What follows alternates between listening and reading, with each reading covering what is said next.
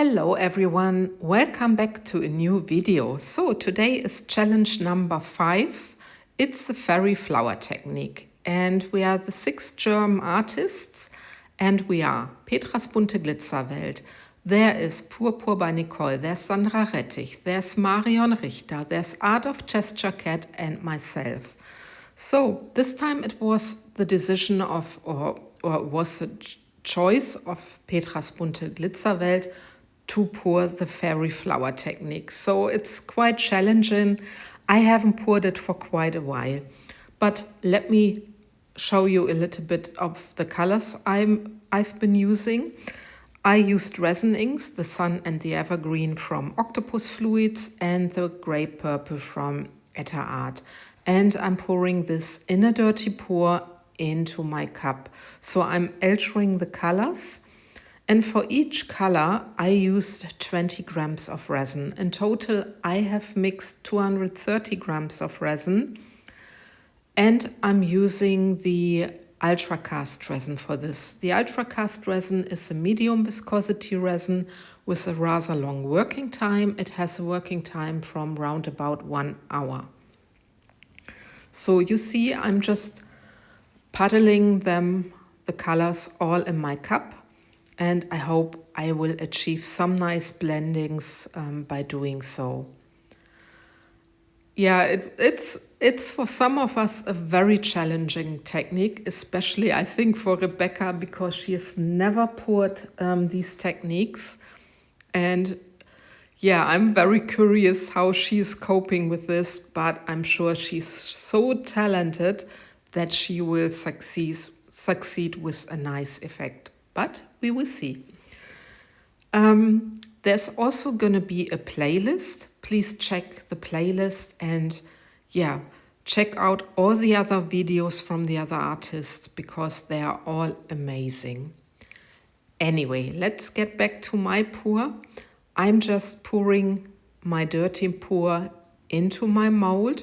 The mold I'm using here is a mold I received from Kaplia.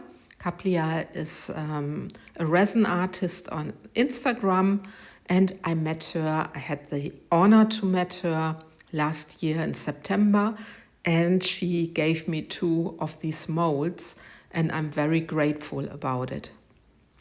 So, my dirty pour is in my mold and now I can continue with my white. And you see, I mixed my white rather opaque. I have 30 grams for my white. And I mixed roundabout, let me think, 16 drops of the pigment drops in white. So it's really opaque. And instead of using a piping bag, I thought I try to pour it like Micah does in her original technique, with a popsicle stick. So it's the first time I'm doing this and you see those dots are quite big. And I'm curious if this is gonna work, if I get a nice effect. And please don't worry, I'm not gonna let you show the whole dropping in real time, otherwise you're gonna fall asleep and I don't want this.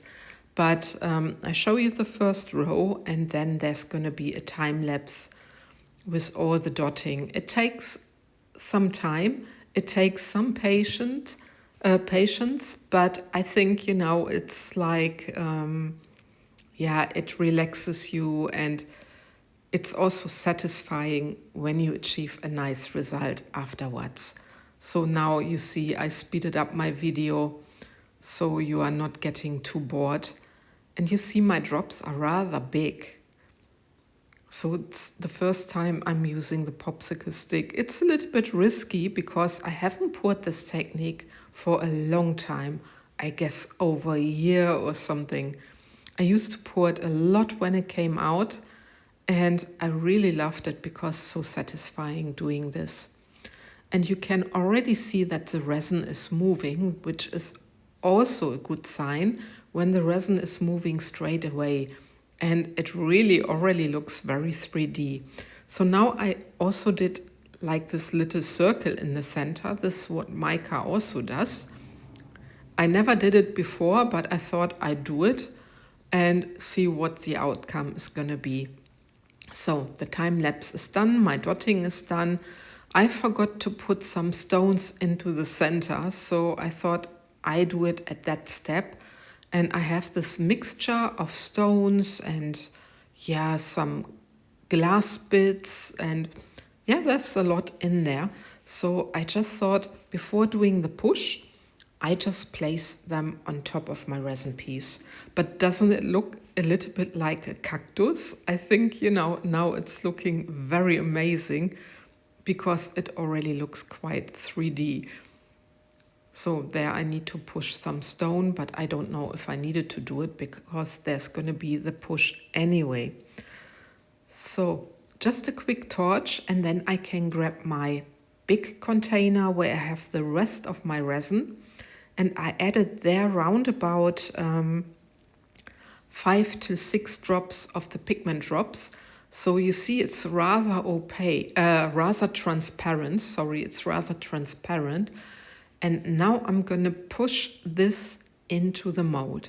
So this is really the original technique by using the white as well and pushing the colors out. You really think, oh God, what is she doing? But I can guarantee mostly you achieve a wonderful effect. And of course, I'm hoping for a wonderful effect as well. You see that this mold is not completely full. I use 230 grams of resin. This mold can cope with 260 grams, but I only mixed a little bit less. I hope, yeah, that's okay for you. It was okay for me.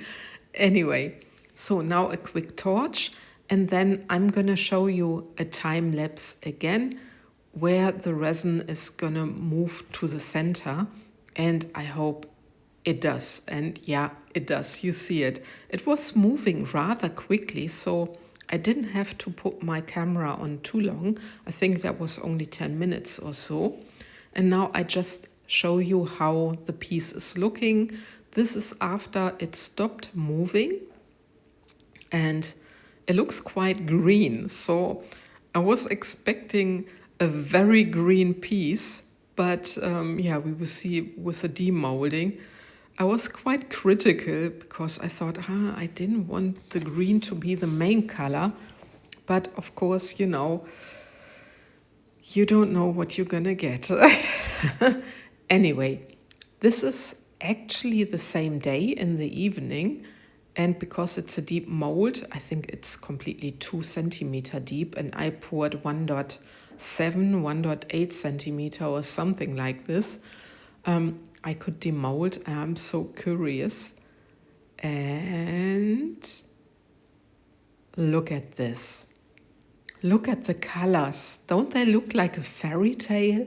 I really love this. And I don't mind the white in the center because you have these stones and the white is not white. It took some of the colors and I really love this. But I thought I need to do something with the center so it looks more like a fairy tale.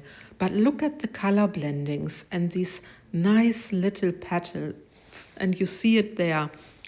And I found some interim tattoo, some butterflies. So I have this little yellowish butterfly, and I thought this is perfect for my center. So I put the foil off. I just placed the butterfly onto my piece and just wetted it. And then I have to wait a few seconds. And while I'm waiting, I'm gonna show you our little cat. He was just ticking at my leg and then he was going. Thought he wanted to scratch a little bit at the sofa, but then he found something else. So yeah, I thought I'd just show you a little bit of Gary. He's cheeky as always, so I can go back and I can have a look for my little butterfly and seeing how this is gonna turn out. And you see at my hand that I have some scratches. So the other day I was putting my shoes on, and Gary thought he needed to play with me and he was a little bit rough. So he injured me a little bit, but this is okay. He was just too excited. I guess he didn't do this on purpose, anyway. But look at this butterfly. I gave this whole piece a top coat, and you can see it really has a lot of depth. And these little, yeah, really for me, it looks like a fairy tale, a fairyland. And I'm very happy with this pour. And while I'm saying this, I'm very curious how the pours of the other artists are turning out. I'm so curious because it's an awesome technique, and I'm excited to see what the others are doing. So please check out the playlist, have a look for the others, and we see each other for my next video. Take care, guys. Thanks for watching. Bye bye.